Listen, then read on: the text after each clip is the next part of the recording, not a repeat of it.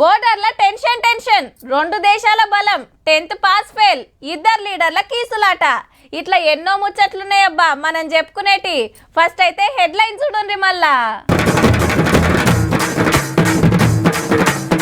తప్పేటట్టు లేదు యుద్ధం, మన ఆర్మీ ఉందట సిద్ధం.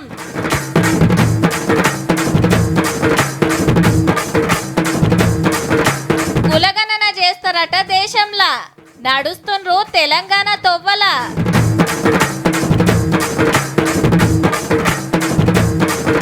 కేసీఆర్ కి ఇచ్చిండు కౌంటర్, 10 ఏళ్ళు ఉంటారట బరాబర్.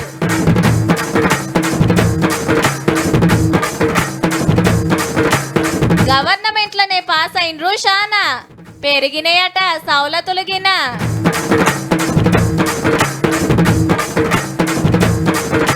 జూన్ 26 నుంచి బోనాలు జోరుంటది నెల రోజులు. ఇండియా పాకిస్తాన్ మధ్య యుద్ధం తప్పదా? దాయాది దేశం కయ్యానికి కాలు దువ్వుతుంటే మన దేశం చూస్తూ ఊరుకోవాల్సిందేనా? పీఓకేను స్వాధీనం చేసుకోవడానికి రంగం సిద్ధమైనట్టేనా? అదే జరిగితే కశ్మీర్ సమస్యకు శాశ్వత పరిష్కారం లభించినట్టేనా? ఒకవేళ యుద్ధం అనివార్యమైతే రెండు దేశాల బలాబలాలు ఎలా ఉన్నాయి? What's this story? చూస్తుంటే హిందుస్థాన్ పాకిస్తాన్ నడుమ యుద్ధం ముట్టతట్టే ఉంది. ఈడ మనోళ్ళు తయారైతుంటే ఆడ వాళ్ళు సై అంటున్నారు. మరి ఎవరి బలం ఎంతో బలగం ఎంతో తెలుసుకోవాలి కదా. రెగ్యులర్ సైన్యం తీసుకుంటే మనది 14,55,000 ఉంటే వాళ్ళది ఉత్త 6.5 లక్షలే. రిజర్వ్ బలగాలు మనకు 11.5 లక్షలు ఉంటే పాక్లో 5.5 లక్షలు గంతే. పారామిలిటరీ ఫోర్స్ మనకు 25 లక్షలు, పక్క దేశానికి 5 లక్షలు.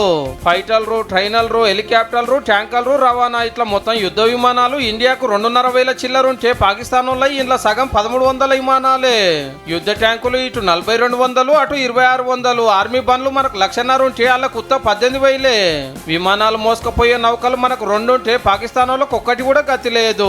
సముద్రం లగుపడకుండా తిరిగే జలాంతర్గములు ఇటు 18, అటు 8 ఉన్నాయట. ఇవే కాదు, ఇంకే ఆతాలు తీసుకున్నా మనకు వాళ్ళకు AK-47 గన్నుకు తుప్పుపట్టిన తుపాకీ ఉన్నంత ఫరక్ ఉంది. మిలిటరీ బలంలో మనమే, బలగంలో మనమే, టెక్నికల్ గా మనమే, టెక్నాలజీలో మనమే.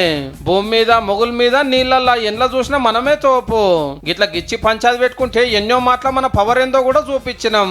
అందులో కార్గిల్ యుద్ధం ఒకటి. అలా దేశంలో ఏడేముంది, ఏడ మిలిటరీ క్యాంపులు ఉన్నాయో మొత్తం గుర్తుపట్టి తయారుగా ఉన్నారు మనోళ్ళు. మోక చూసుకొని వేసి పడేసుడేనట ఇక.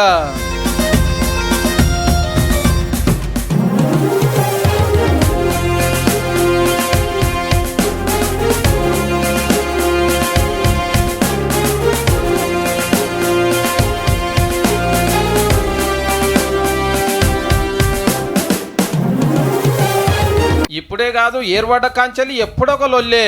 పైసలన్నీ తుపాకులకు, బాంబులకు, అవసరమైతే టెర్రరిస్ట్ క్యాంపులకు దలగబెడితే ఇలా తిండి దొరకక, జాబులు లేక, సరుకు సౌదాలు పిటాన పిరమయ్యి పాకిస్తాన్ పబ్లిక్ అంతా అరిగోస పడుతున్నారు. కిలో చికెన్ 800 రూపాయలు, కిలో బియ్యం 340 రూపాయలు అంటే చూడండిగా. దిమాగ్ లేని పనులతోటి దేశం దివాలా తీసినా దుఃఖం లేనోడు దుడ్డంగున్నట్టు యుద్ధం కావాలని ఉరుకులాడబట్టే. ఎందుకురా నాయన మాతోడు పెట్టుకుని సత్యనాశ కావాలనుకుంటున్నారు. సప్పుడు కాకుండా టెర్రరిస్ట్ బద్మాష్ కావాలని పట్టించి దేశాన్ని ఎట్లా డెవలప్ చేసుకోవాలనో సోచాయించుర్రి. ముందే మా జవాన్లు మంచి కసి మీద ఉన్నారు.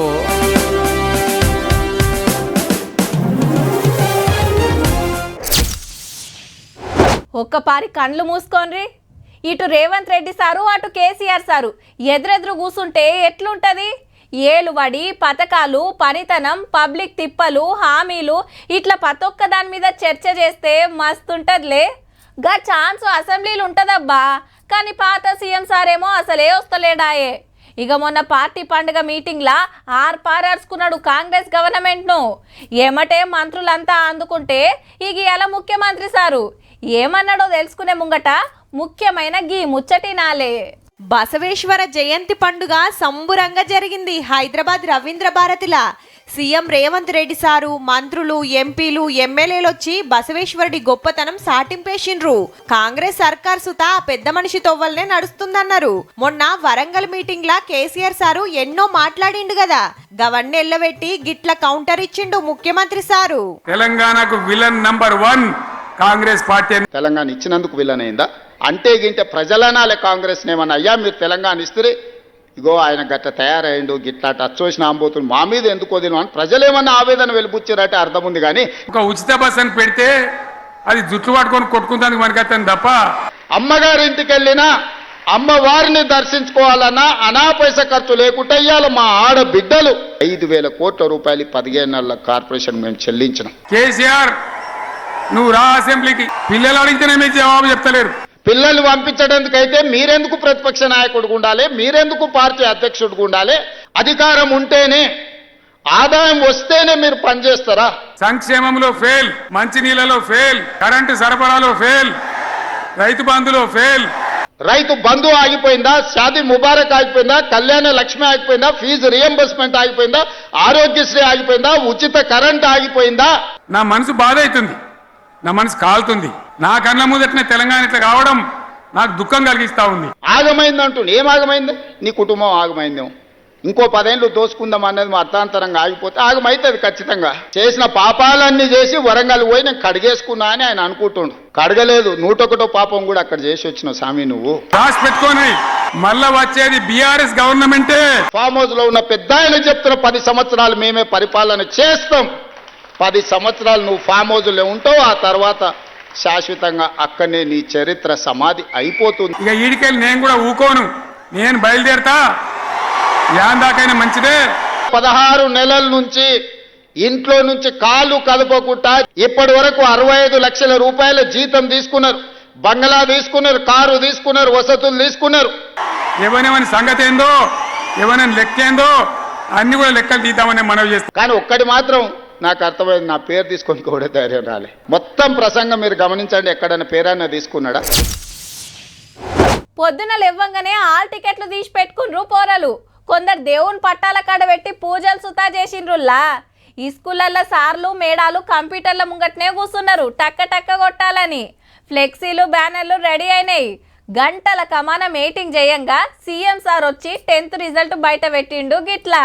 10వ తరగతి పరీక్షలు 5,07,000 మంది రాస్తే 4,96,000 మంది పాస్ అయినరుల్లా. అంటే 100కి 92 మంది. నిరుడు కంటే ఒకళ్ళు ఎక్కువే ఈ కిత్తకు.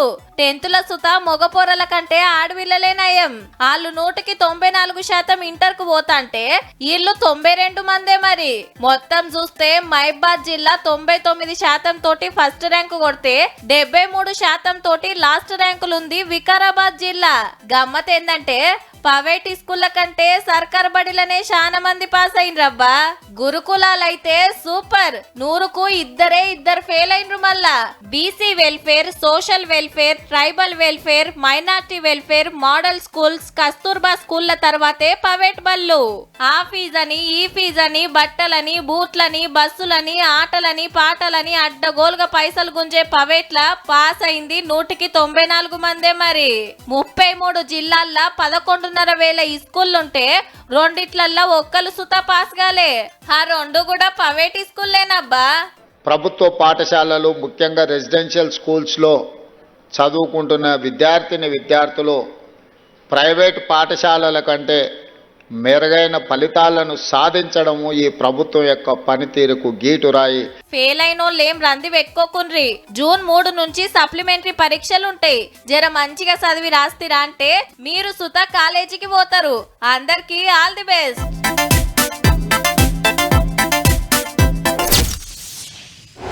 దేశం జనాభా ఎంతంటే 140 కోట్లని టక్కున చెప్తారు. కానీ అందులో బీసీలు ఎంతమంది అంటే ఎస్సీ ఎస్టీల లెక్కేందని అడిగితే ఎవ్వరు చెప్పలేరు. మరి స్వతంత్రం వచ్చిన కాంచెల్లి ఏ రాష్ట్రంలో ఎన్ని కోట్ల మంది పబ్లిక్ ఉన్నారు, మొగోళ్ళు ఎంతమంది, ఆడోళ్ళు ఎంతమంది, పర్సోళ్ళు ఎందరు, పోరలు ఎందరు, ట్రాన్స్జెండర్ల లెక్కెంత గివ్వే తీసుకుంటారు. మరి ఇట్లా ఎన్ని రోజులు అందరి లెక్క తేలాలే కదా. గా కార్యానికి టైం వచ్చిందబ్బా. సెంటర్ సర్కార్ ఇయాలో నిర్ణయం చేసిందబ్బా. అదేంటంటే जाति जनगणना पर कैबिनेट में विचार किया जाएगा. तत्पश्चात एक मंत्रिमंडल समूह का भी गठन किया गया था, ग्रुप ऑफ मिनिस्टर्स. जाति आधारित जनगणना की संस्तुति की थी. గదన్నట్టు దేశమంతటా కులగణన చేస్తారట. జప్పున జనాభా లెక్కలు చేయబోతుండ్రు కదా. అగో అండ్లనే కులం వివరాలు సుతా తెలుసుకుంటామని చెప్పిండు సెంటర్ మంత్రి అశ్విని వైష్ణవ్ సారు. దేశంలో బీసీల బలగం ఎంత, ఎస్సీ ఎస్టీలెంత, మైనార్టీలెంత, ఓసీలెంత అనే లెక్క తేలుతది. అంటే మన తెలంగాణ తోవల సెంటరోలు నడుస్తుందన్నట్టు.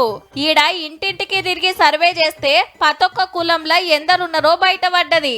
దాన్ని బట్టి బీసీలకు రిజర్వేషన్ ఇయ్యాలని అసెంబ్లీలో తీర్మానం చేసి సెంటర్ కు పంపితే వాళ్ళేమో పక్కకు పెట్టిరి. మనోళ్ళంతా పోయి ఢిల్లీలో ధర్నా చేసినా ఫాయిదా గాలే. రాహుల్ గాంధీ సారు సుత ఎప్పటికాంచెల్లో డిమాండ్ చేస్తాండు దేశంలో కులగణన చేయాల్సిందేనని. దేశానికి స్వతంత్రం వచ్చిన కాంచెల్లి ఒక్క పారిగిన గీ లెక్కలు తీయలే. మరి కాంగ్రెస్ పవర్లున్న తెలంగాణలో చేసినందుకు తారీఫ్ చేసిండు మొన్ననే. అంతేకాదు ఇంకే రాష్ట్రంలో కూడా ఇది ముంగటపడలే. ఇక ఇప్పుడు సెంటరోళ్ళు కులగణనకు ముంగట్టుకొచ్చే వరకు ఇది మా పార్టీ విజయం అంటాండ్రు కాంగ్రెస్ లీడర్లు.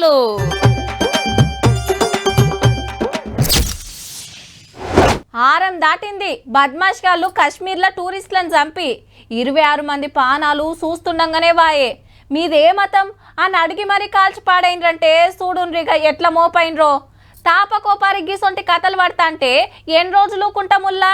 ఆ టెర్రరిస్ట్ గాళ్లకు పాకిస్తాన్ సపోర్ట్ ఉన్నదట.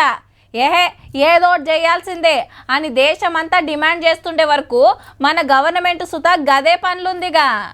యుద్ధానికి అంత సిద్ధమైనట్టే. డే టు టైము ప్లేస్ చూసుకోమని ఆర్మీకి ఫుల్ పవర్ పర్మిషన్ ఇచ్చింది గవర్నమెంట్. ఆల్రెడీ బోర్డర్లకు బలగాలు దింపుతూనే ఉన్నారట. అప్పట్లా పాకిస్తాన్ కు సుక్కలు చూపించిన ఐఎన్ఎస్ విక్రాంత్ నౌక రెడీగుంది. ఒక్కపారే 30 యుద్ధ విమానాలు మోసుకోబోతుంది. మళ్ళా కడమ అతార్లు సుత బయటికి తీస్తారట చిన్నగా. ఇయాల సుత మోడీ సారు మీటింగ్ల మీద మీటింగ్లు పెట్టిండు ఎట్లా ముంగటికి పోవాలనే దాని మీద. 6 ఏండ్ల కిందట పుల్వామాల అటాక్ జరిగినప్పుడు పెట్టిన సూపర్ క్యాబినెట్ మళ్ళీ ఇయాల పెట్టిండ్రంటే చూడుర్రిగా.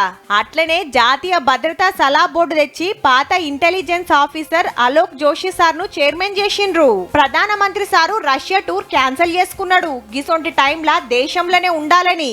ఇవన్నీ చూడంగానే పాకిస్తాన్ వాళ్ళకు అదిరు పుట్టినట్టుంది. ఐక్యరాజ్య సమితి కురికిండ్రు జర మా మీదికి రాకుండా చూడుండ్రని. 36 గంటల లోపట మన యాక్షన్ షూర్ అవుతుందని పాకిస్తాన్ మంత్రి గారికి పక్కా మతలో ఉన్నది. ఇది చెప్పి సుత 10 గంటలు దాటింది. ఎప్పుడేం జరిగేది తెలియకుంటుంది కాబట్టి ఆలు సుత అతార్లు రెడీ చేసుకుంటాన్రు. ఇగేముంది బోర్డర్లా టెన్షన్ ఉందంతా. ఇంకో దిక్కు పాకిస్తాన్ వాళ్ళు వెళ్ళిపోతానికి టైం ఒడిచింది కాబట్టి గట్లనే ఎవరన్నా దొరికితే గుంజుకపోయి జైల్లో పెట్టుడేనట. ఇప్పటికైతే గివ్వే ముఖ్యమైన ముచ్చట్లబ్బా. జరైనాక ఏమన్నా కావచ్చు మళ్ళా.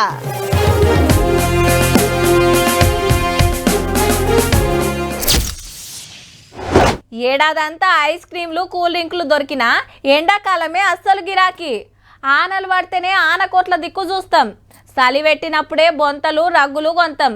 ఆషాఢం వచ్చిందంటే కేజీ సేల్ 50-50 డిస్కౌంట్ అని పెట్టి గిరాకులకు సూటి పెడుతుంటాయి షాపింగ్ మాల్లు. అట్లనే బంగారం బేరాలిగిన ఏడాదంతా నడుస్తాయి. కానీ ఇన్ని రోజులు కొన్నది ఒకెత్తు, ఇయాల కొన్నది ఒకెత్తు. అక్షయ తృతీయ మళ్ళా అరుచుకుందాం పాండ్రి గిరాక్ ఎట్లుందో. ఆఫర్ అంటే అడిగినోళ్ళు లేరు, డిస్కౌంట్లన్నా ఇటు దిక్కు చూసినోళ్ళు లేరు. మేకింగ్ ఛార్జీలు లేవన్నా స్పెషల్ గిఫ్టులన్నా పట్టించుకోలే. అక్షయ తృతీయ నాడు గిట్లున్నది బంగారం దుక్నల్లా బ్యారాల కథ. కొనేటోళ్ళు లేక ఎవరొస్తారా అని ఎదురు చూసుడే అయింది శాన మట్టుకు. రేటు తక్కువ ఉన్నదా మరి? తులం 98,000, లక్షకు 2,000 తక్కువ. లాస్ట్ ఇయర్ కి కంపేర్ చేస్తే ఈసారి మాత్రం కొంచెం తగ్గింది. బట్ బుకింగ్స్ అయితే ఉన్నాయి. అంత 100% కాకుండా 50% అయితే బుకింగ్స్ ఉన్నాయి. ఇయాల బంగారం తీసుకుంటే మంచిగా కలిసి వస్తుందని ఓ నమ్మిక. మన్మరాలకి చెవులు గుట్టియాలని, మన్మనికి ఉంగరాలు చైన్లు చేపియాలని కాయిష్ పడుతుంటారు. ఆఖరికి 1 గ్రామన్న కొనాలని ఆపొచ్చన. అట్లా సుత 10,000 ఆయే. ఏమంటే ఇంకా ఇప్పుడు ఎక్కువ ఇదైపోయింది, తప్పదు ఇంకా తీసుకోవాలా. ఇంకా గోల్డ్ రేట్ పెరిగినా తీసుకోవాల్సిందే. అది తక్కువ ఉండే, అప్పుడు ఎంత ఉండే 10,500 అంతే, 1000లోనే ఉండే. ఇప్పుడు చూస్తే రేట్లు పెరిగిపోయి ఉన్నాయి. 4 తులాలు కొనేది 2 తులాలు కొనుక్కోవాలి అంతే. ఇక ఇటు చూడుర్రి, ఆదిలాబాద్ లా రైతులంతా పత్తిత్తనాలకు లైన్లు కట్టిండ్రు. రైతులకు ఇదే మరి బంగారం. అక్షయ తృతీయ రోజు కొనాలి మాకు రైతుల మంచిగా మంచి దిగుబడి వస్తుంది. ముహూర్తం మంచి రోజు అన్నట్టు తీసుకుంటాం. అక్షయ తృతీయ కాబట్టి మనము బంగారం కొనలేము. మా బంగారము రైతుకు విత్తనాలే కావున అక్షయ తృతీయ నాడు ఇత్తనాలు కొని ఆనలు వడ్డంక నాడితే పంట మంచిగొస్తది. తెల్ల బంగారం బగ్గ వండుతుందని నమ్మిక. కన్నట్టు మెడలేసుకునే ఈ బంగారం దేముంది గాని మన రైతన్నలు మట్టిల బంగారం బండియాలని కోరుకుందాం అబ్బా.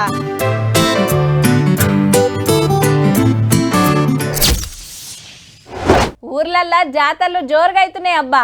అట్లా పోయి 4-5 రోజులు మంచిగా పుర్సాద్ చేసుకుంటున్నారు. అమ్మవార్లకు బోనాలు ఎక్కించుడు, కళ్ళు సాక పెట్టుడు, ఒడి బియ్యం పోసుడు, అటెనక ఇంటింటికి దావత్లేనాయే.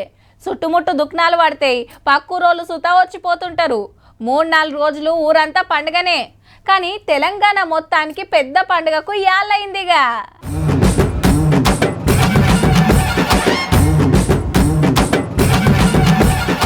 హాగో ఇప్పుడు గీ వీడియో దేనికి అంటారా?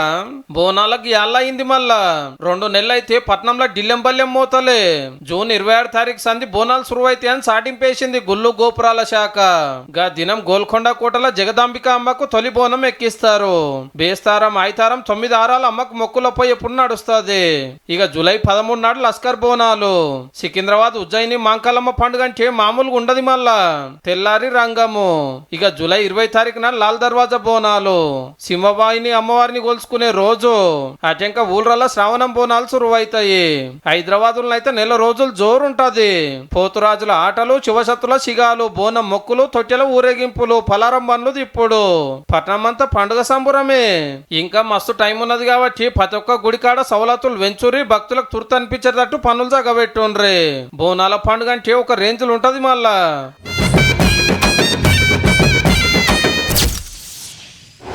ఎండాకాలం సెలవులు వచ్చినాయి కదా, పిల్లలతోని గుళ్ళబాట పట్టిండ్రంతా.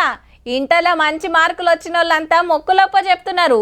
ఇవాళ 10th రిజల్ట్ కూడా వచ్చింది కాబట్టి రేపటికెళ్ళి శీతం పోతారు. బస్సులు, కార్లు మాట్లాడుకొని ఓ 4-5 గుళ్ళ యాత్రలు కూడా తిరుగుతుంటారు చాలా మంది. మన తాన గుళ్ళ కంటే ఎప్పుడన్నా పోవచ్చు, కానీ ఏడాదిలో కొన్ని నెలలే తెరిచే గుళ్ళు కొన్ని ఉంటాయి. అందులో గిదొకటి.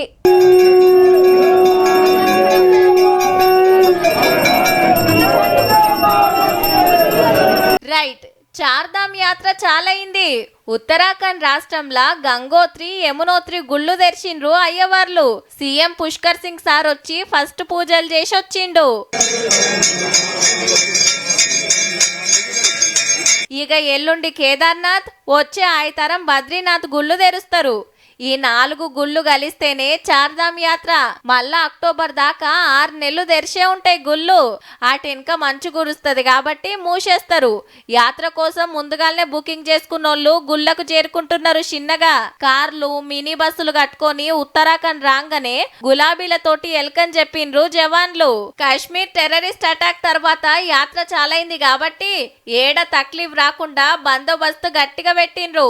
ఇంకా మస్తు టైం ఉంది. కాయిషున్నోళ్ళు పోయిరాండ్రి మరి.